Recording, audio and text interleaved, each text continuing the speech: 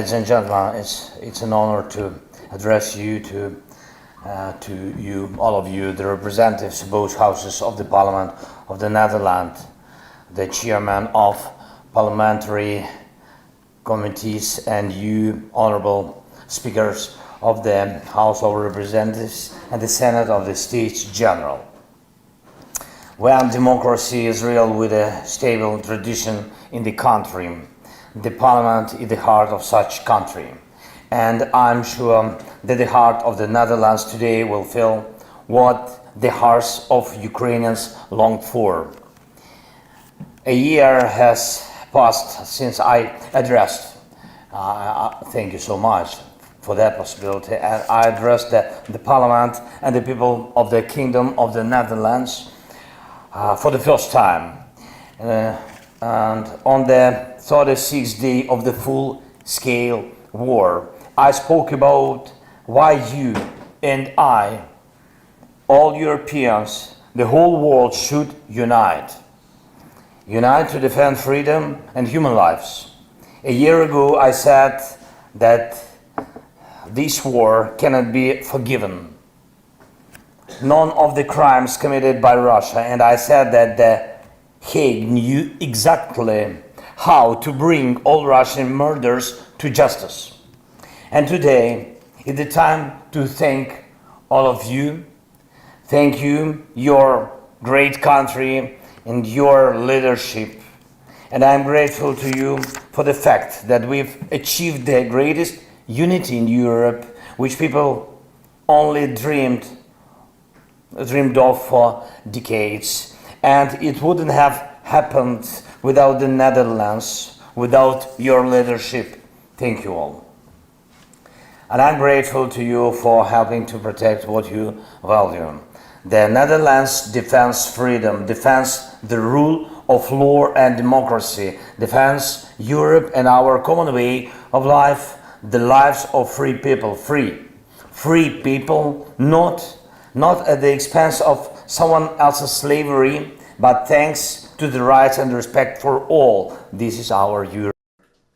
No aggressor will now think that he can burn the values of our Europe in the fire of aggression. It seemed to Russia that Europe was weak. Well, now Russia tries to figure out how to hide its own weakness. And I am grateful to you that The Hague, a city associated with international law in the world, is becoming a real hub of justice. Justice in the name of all those who suffered from aggression and other international crimes. This is the year of our cooperation with you.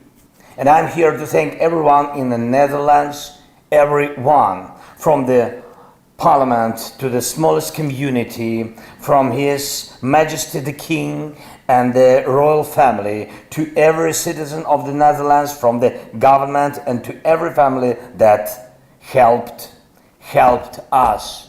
My great appreciation. Helped Ukrainians who found refuge in your country. And thanks all of you. Together we're truly making life protected. Ladies and gentlemen, it's time now to identify new issues, to take stock of this year. Issues that are important not only for our country, not only for Ukraine, but for all Europe and everyone in the world who values freedom the same way you and I do. And I will mention 3 points. The first one, Ukrainians are united by the desire to win. But it is not only our desire to win back what belongs to us, and we definitely don't want to grab someone else's. We want to destroy the villainy with which the terrorist state came. The villainy is when Russian anti-ship missiles strike ordinary shopping centers.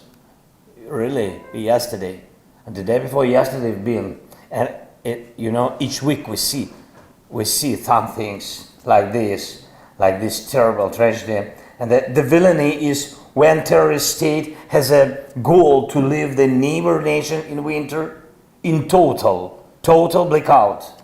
The villainy is when Russia occupies a nuclear power plant, puts multiple launch rocket systems on its territory, and under the cover of nuclear reactors fires at neighboring towns. All this concentrated villainy should lose together with Russia.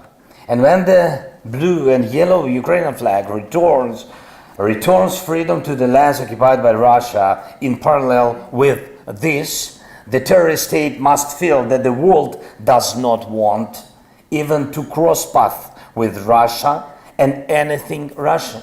So yes to sanctions. So yes to Russia's isolation, yes to the pressure on Russian citizens to make them looking for the regime, Russian regime change in the country, yes to sentences for the terror, yes to universal rules for all jurisdictions to seize Russian assets and to use them to compensate for damages from aggression.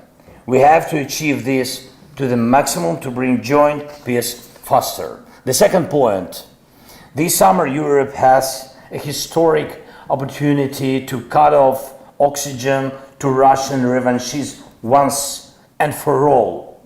NATO July summit is quite the time that allows to remove the security uncertainty in Europe.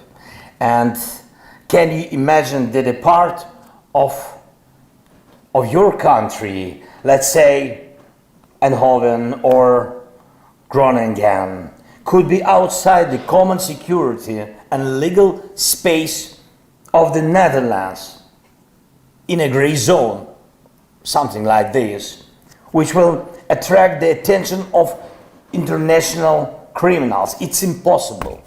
Of course it's impossible, it's absurd. The same way it's impossible and absurd to leave Ukraine outside of the security and legal space of our common homeland, Europe. Ukraine should receive a decision on the algorithm for joining the alliance. It is clear that we cannot join NATO now while the war is going on. But it is possible, I think, and necessary to remove the security uncertainty now. It is a political decision. Russia must see that Ukraine's security will be guaranteed in order to begin to realize itself. Russia only with its own borders. And I call on the Netherlands to make this strategically important decision of the security of Europe, decision on Ukraine and NATO. And the third point, defense means people, armed people. The more powerful the weapon and the longer the fire range is, the more lives, real lives, are saved from enemy each day strikes. So, cherishing the value of life and maintaining defensive taboos among allies who are supposed to protect life is an obvious contradiction. The longer the taboos on weapons persist, the more our soldiers give their lives on maintaining the defense when the weapons are not powerful or not long-ranged enough, or when Russian fighter jets are more effective than the aircrafts of those who really defend Europe. As of now, all this persists. Unfortunately, the taboos on weapons, is it for a long time? It depends on all of us. Ladies and gentlemen, we remember the leadership of Netherlands in initiating the delivery of the Panzerhaubitze 2000, and we are grateful. Thank you again. We are grateful for you for such great decision for Patriot system and other weapons. It's huge, and we remember that the Netherlands were the first to say that the F-16 is not a taboo, and your leadership truly provides results. So let's together provide new ones. And I believe that during my next visit, I believe I will have it. Of course, if you will invite yes, after this meeting. Yes, I think so. Yes. Though I will be able also only to thank you the way I do it today. And I believe that Ukrainians and all of Europeans will be able to thank you in particular for the bringing the peace closer and for saved lives, saved by joint actions as we've already seen. May we never forget all men and women, children, adults whose lives were taken away by wars. And glory to every hero who fights for life to win now. Thank you very much for your attention, for your support. Thank you. Slava Ukraini.